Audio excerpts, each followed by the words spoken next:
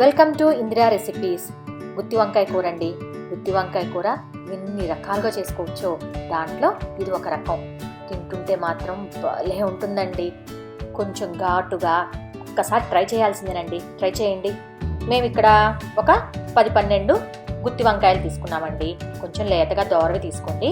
తర్వాత 1 కప్పు శనగపప్పు, కొంచెం కొబ్బరి ముక్క, ఎండు కొబ్బరి ముక్క అండి, ఒక 2 యాలుక్కాయలు, ఒక 5-6 లవంగాలు, ఒక చిన్న చెక్క ముక్క, అదేనండి దాల్చిన చెక్క, ఒక 1/2 స్పూన్ పసుపు, 1/2 స్పూన్ జీలకర్ర, రుచికి తగినంత ఉప్పు, 1 స్పూన్ కారం, ఒక 5-6 చిన్నులపాయ రెప్పలు, కొంచెం నూనె, కొంచెం కొత్తిమీర, అంతేనండి.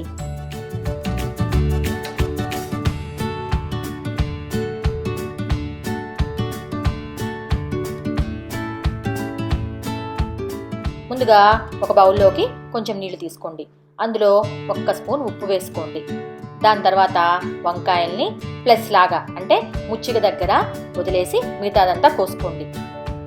ముచ్చికను కూడా మొత్తం తీసేయకుండా కొంచెం ఉంచుకోండి. అన్ని వంకాయల్ని ఇలా కోసుకోండి. తర్వాత ఒక మిక్సీ జార్లో 2 యాలుక్కాయలు, కొన్ని లవంగాలు, చెక్క, ఎండు కొబ్బరి ముక్కలు, జీలకర్ర, శనగపప్పు, ఇవి తినే శనగపప్పు అండి, రుచికి తగినంత ఉప్పు, కారం, పసుపు అన్నీ వేసి ఒక్కసారి మిక్సీ పట్టుకోండి.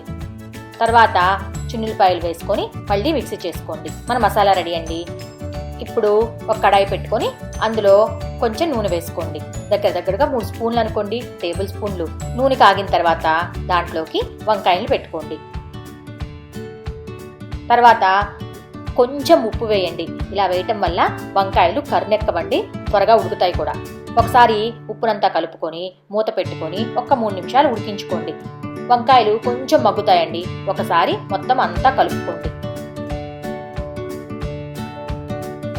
తర్వాత మళ్ళీ మూత పెట్టుకొని ఇంకొక 5-6 నిమిషాలు ఉడకపెట్టుకోండి. ఇప్పుడు వంకాయలు బాగా మెత్తగా ఉడుకుతాయండి. ఒకసారి అంతా కలుపుకొని ముచ్చిక దగ్గర అట్లకాడతో ఒక్కసారి నొక్కండి. ఇలా నొక్కటం వల్ల, ఇలా చేయటం వల్ల వంకాయల లోపల ఉడకపోతే ఉడుకుతుందండి.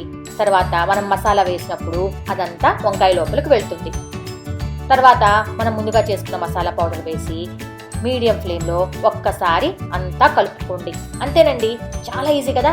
స్టవ్ ఆఫ్ చేసి ఫైనల్గా కొంచెం కొత్తిమీర చల్లుకోండి. కావాలంటే ముందుగానే ఈ మసాలా పౌడర్ రెడీ చేసుకొని మీరు స్టోర్ చేసుకోవచ్చండి.